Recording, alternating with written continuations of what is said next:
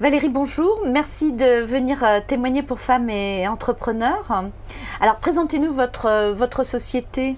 Bonjour, donc Cap Service Prestige, c'est une société qui fait du transport de voyageurs et qui est une agence réceptive à Paris. Donc on fait du transport en minibus de luxe, en voiture de luxe, on fait visiter Paris et puis on essaye maintenant de plus en plus de faire visiter la France à des touristes étrangers. Alors qu'est-ce qui vous a amené à créer cette entreprise ? Mais moi j'étais issue de l'hôtellerie, en fait je dirigeais un hôtel et à l'époque j'avais eu quelques difficultés avec les services de taxi, ce qui m'a donné l'idée de mettre en place un service pour mes clients et je me suis rendu compte que c'était pas si simple que ça, il fallait des licences, etc. Donc j'ai passé la licence qu'il fallait et du coup j'ai monté une entreprise et petit à petit j'ai développé des services pour des cadres d'entreprise, mais aussi pour des touristes qui venaient à Paris. Et voilà, c'est comme ça qu'a démarré l'idée. Mais c'est réservé, disons, alors ça fait partie des services de luxe, c'est réservé à une petite élite ou... Non, pas du tout, parce que l'idée au départ, c'était de démocratiser le service de luxe. Donc, j'essaye de conserver cette idée tout une en... qualité de service. Une qualité de service irréprochable, bien évidemment, avec des voitures, des très belles voitures de plus en plus, bien sûr, mais en restant avec des tarifs assez raisonnables pour que chacun puisse trouver le service abordable. Voilà. Alors, vous avez eu une double activité le temps de démarrer cette entreprise. Vous étiez donc à la fois à la direction de l'hôtel et puis vous avez aussi lancé. Et en même temps, je crois que vous attendiez un bébé. Vous n'êtes pas facilité les choses là tout en même temps. Oh non, mais j'aime bien l'activité, donc... Oui, il paraît que plus on a de choses à faire, mieux on s'organise finalement. Voilà, ça doit être ça. Je ne sais pas si je suis très organisée, mais en tout cas, sans doute. Je suis très, voilà, donc, très active. Voilà, donc en tout cas, vous en êtes sortie. Alors, et puis finalement, aujourd'hui, vous vous consacrez exclusivement à cette entreprise, donc il y a plus de 15 salariés, donc, et vous avez continué à innover, à offrir des services supplémentaires, puisque au niveau tourisme, maintenant, vous allez sur toute la France, c'est bien ça? Oui, tout à fait. Enfin, depuis 3 ans, on a aussi la casquette d'agent de voyage réceptif. Donc, je vais beaucoup à l'étranger voir les agents de voyage et j'essaye de monter des petits circuits en France pour que les touristes puissent visiter la France un petit peu autrement, c'est-à-dire les petits villages qui sont très inconnus pour le grand public, bien sûr, tout en faisant visiter, bien sûr, les choses les plus importantes, les châteaux les plus connus, mais on essaye de faire découvrir aussi les choses qui sont à côté. Et ça, avec un chauffeur évidemment bilingue qui connaît bien la France, c'est aussi une façon de voyager qui peut être très intéressante. Alors comment fait-on pour toucher des clients partout dans le monde? Parce que vous, justement, je dirais ça... C'est pas si facile que ça, donc comment fait-on? Alors je m'appuie beaucoup sur des organismes d'État comme Atout France, comme l'Office du tourisme de Paris qui organisent eux ce qu'on appelle des workshops où on fait des rencontres avec des agents de voyage à l'étranger et ça permet de présenter ses produits, ça permet de ne pas partir seul. Bon, j'aime bien l'aventure, mais en même temps, quand on n'a pas beaucoup de temps, beaucoup d'argent, il faut arriver à concentrer les choses et aller au plus vite. Et on a quand même la chance d'avoir des appuis très forts au niveau du tourisme. Et quand vous avez démarré cette entreprise, donc parce que ça représentait des investissements, il fallait investir dans les véhicules, il fallait investir dans la création d'emplois. Ça a été difficile pour vous d'obtenir les financements? Oui, ça a été difficile, d'autant plus que moi je suis partie avec, à l'époque c'était pas 7 000 €, mais 25 000 francs.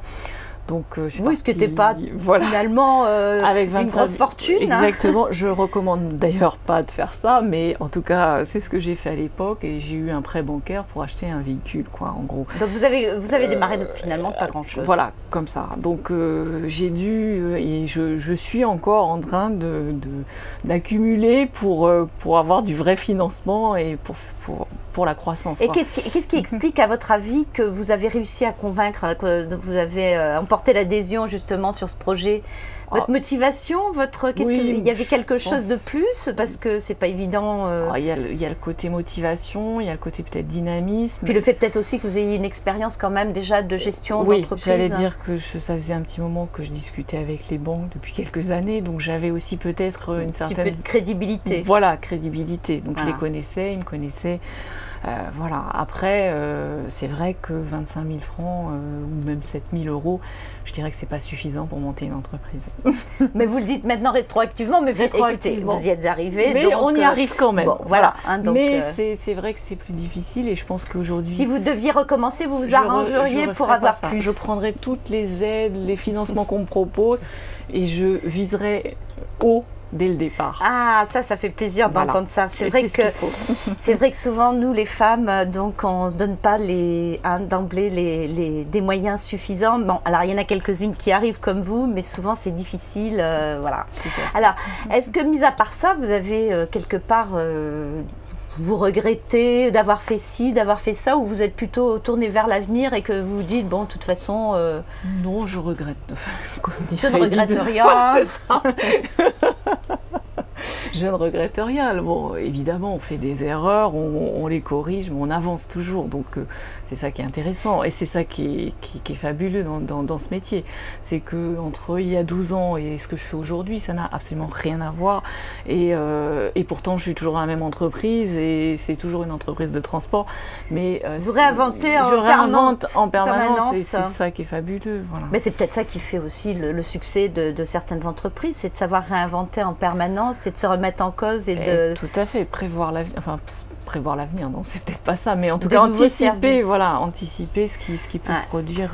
Pour vous, chef d'entreprise aujourd'hui, qu'est-ce qui vous paraît le plus important justement dans votre quotidien, à quoi vous attachez particulièrement, tous les jours? C'est le résultat, peut-être, c'est les compliments des clients, c'est le bouche à oreille qui s'exerce autour de notre activité, donc ça fait toujours plaisir quand on reçoit un petit mot en disant vous avez été formidable, merci, on vous recontactera pour la prochaine fois. Enfin, des choses comme ça, je pense que c'est ça qui met du baume au cœur, qui fait qu'on avance.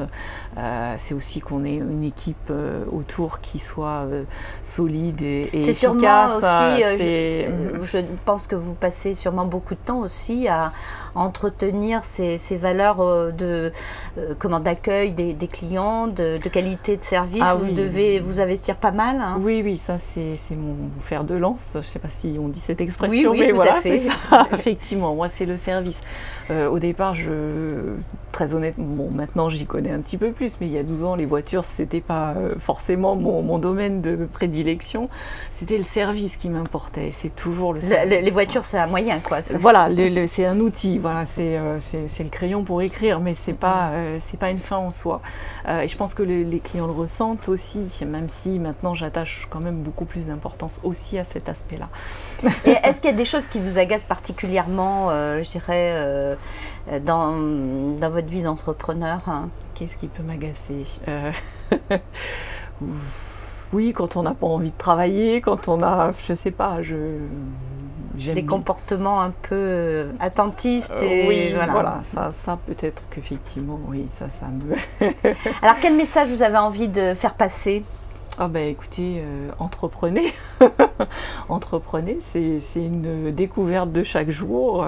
Il y a plein d'étapes, plein d'obstacles aussi à dépasser, mais c'est aussi ce qui fait peut-être le charme. On a aussi une certaine liberté d'action, même si la liberté totale n'existe pas, bien évidemment, mais... Bien, écoutez, merci beaucoup pour ce témoignage. Donc, une leçon de plus d'entrepreneuriat, parce que je crois que derrière, homme-femme, on s'en fiche. Finalement, on s'aperçoit que...